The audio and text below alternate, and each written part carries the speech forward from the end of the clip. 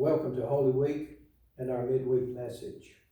Holy Week is the final week of Lent, the season of self-reflection, contemplation, self-examination before the celebration of Easter. And you could take each day during the week, basically put holy in front of the name, and that would be the name of the day. Of course, the Sunday before Easter Sunday is Palm Sunday, Holy Monday, Holy Tuesday. Today would be Holy Wednesday. Now, Thursday would be called, in addition to Holy Thursday, Maundy Thursday, which is derived from a Latin word meaning command. And it has to do with the recognition of our Lord's final meal with his disciples before his suffering and the commands that he gave, and to love one another. Also, it sort of keys on the aspect of feet washing, and some people have done that literally. We know that the church did that beginning around 300 AD. We're not sure of the historicity before that, but we do know that the idea of feet washing has to do with service to one's fellow man and good deeds. And then there's Good Friday, Holy Saturday, and Easter Sunday.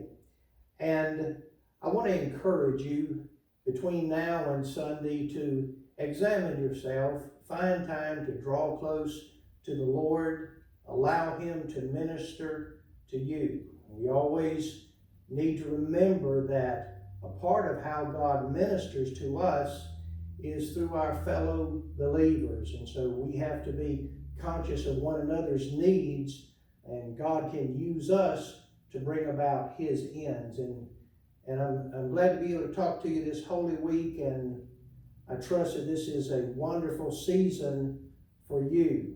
I don't want you to miss Sunday's message, the relevance of the resurrection.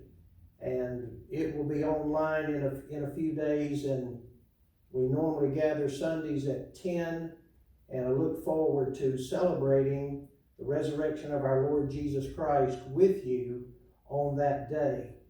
I want us to take a couple of verses from Proverbs chapter 13 as we take some thoughts for consideration and also for inculcation and application into our lives. In Proverbs chapter 13, verse 1 says, "A wise son heeds his father's instruction, but a mocker does not respond to rebukes. From the fruit of their lips people enjoy good things, but the unfaithful have an appetite for violence. Those who guard their lips preserve their lives, but those who speak rashly will come to ruin." I want to talk to you for a few minutes about the fruit of the lips. In Proverbs 13, Solomon said, "A wise son listens to his father." He heeds his father's instructions. Now, earlier in the book of Proverbs, there are extensive passages which a father is giving advice to his son, and it could refer to a son or a daughter for that matter, or a father or a mother, but this is speaking of Solomon passing on to his son Rehoboam some wisdom and giving him some pointers on living. A wise son heeds his father's instructions. He listens to his dad. It would be wonderful if everyone had a good home life, a good family, a good father and mother. Sadly, that is not the case. I've been working for a number of years in the recovery field.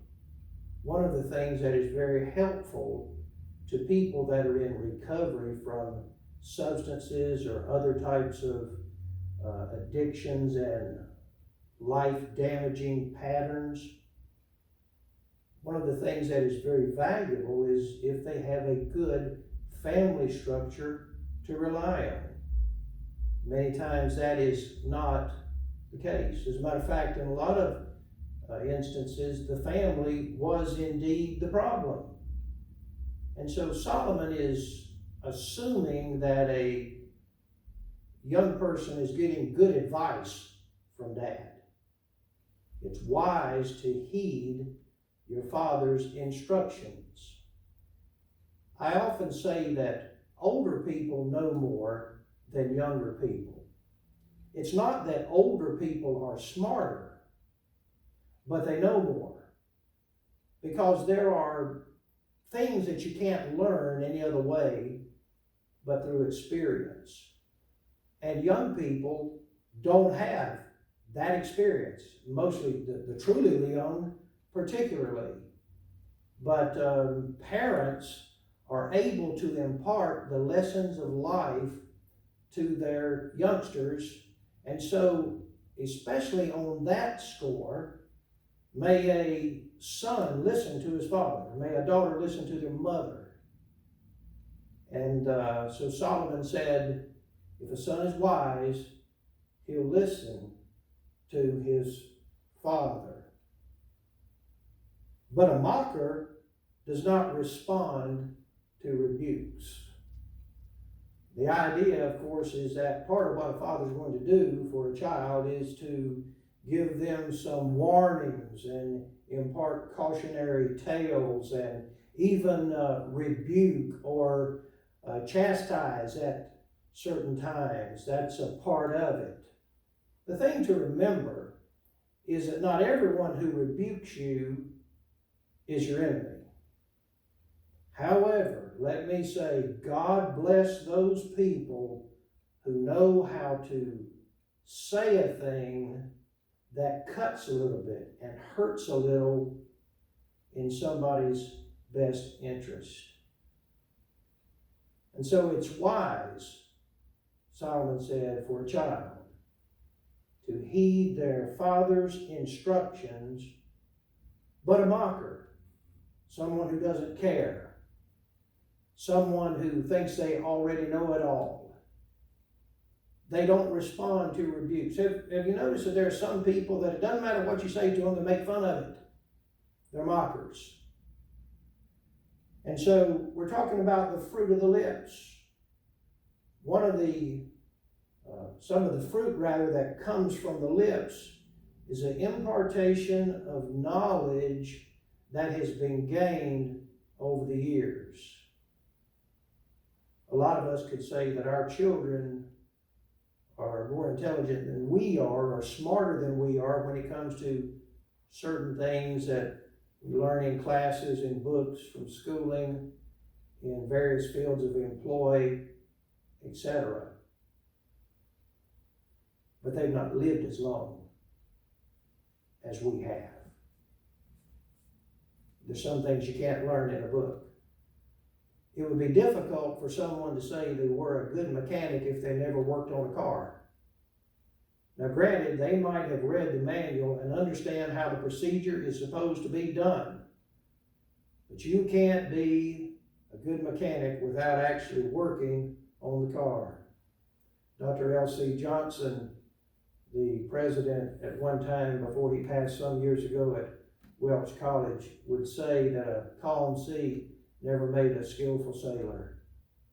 And the problems of life that those of us who are older have faced have not been faced by those that are coming behind us.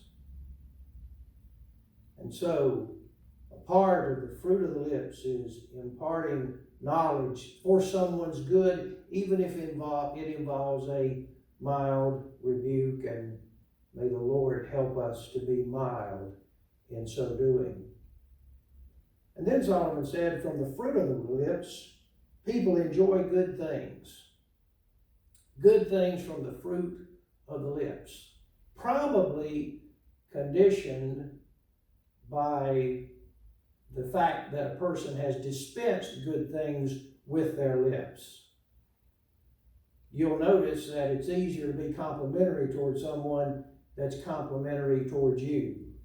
It's easier to be kind to someone who has been kind to you.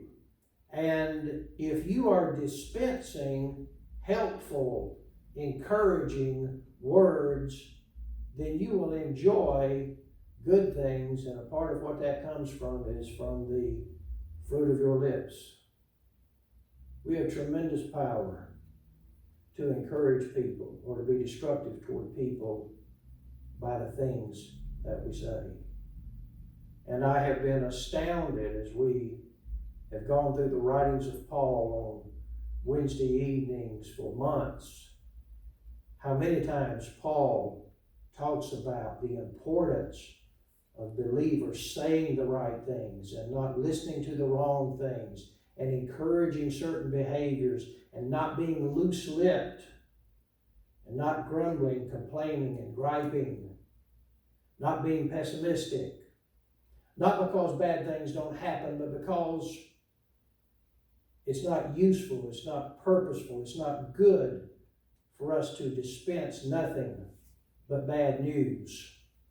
And so Solomon said the fruit of a person's lips will help them enjoy good things. And so there's another fruit of the lips. Positive, encouraging speech. But the unfaithful have an appetite for violence. Verse 1 said, mockers don't respond to rebukes. The idea in verse 2 is that it's faithful people that dispense goodness with their lips. But those that are unfaithful, a contrast, have an appetite for violence. Some of you remember many years ago, number 1 selling album one year was by Guns N' Roses, Appetite for Destruction. I've met many people in my life that it seems like that's what they have, is an appetite for destruction. Seldom would they say an encouraging word. Seldom did they try to lift other people up. It's always something negative, and they're always down in the mouth, and gotta let you know about it, and on and on and on, and you dread to see them coming because you know what's going to come from their lips. Let's not have an appetite for destruction. Things are bad enough without us adding to the mix. Third verse, and lastly, those who guard their lips preserve their lives. Those who speak rashly will come to ruin. Jesus said, say yes, yes, and no, no, and whatever else comes is sin. Be guarded in your speech. You've met people, I've known people, that they take a sort of pride in saying, well, I just say what I think. That is a foolish way to live. There has been no one that ever lived who had the right thought initially on every occasion. And with some people, if it comes up, it comes out, and they have no filter, and that is a foolish way to live. It is wise to guard your speech. And when you get to be as old as I am, you're going to wish that you had not said many things that you said for whatever, you name the reason. It is wise to guard your lips. A contrast again, but those who speak rashly will come to ruin.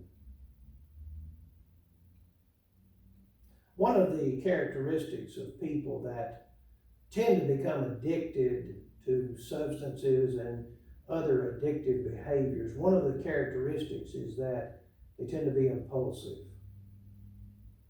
Now, let me say that being impulsive can be a good characteristic.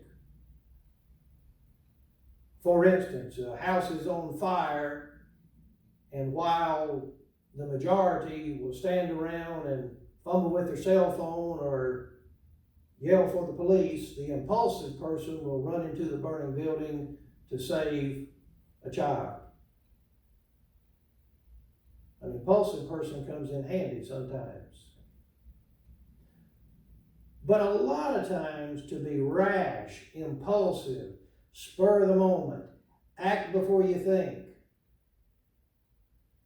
a lot of the time that's a virtual death sentence to people's character and reputation.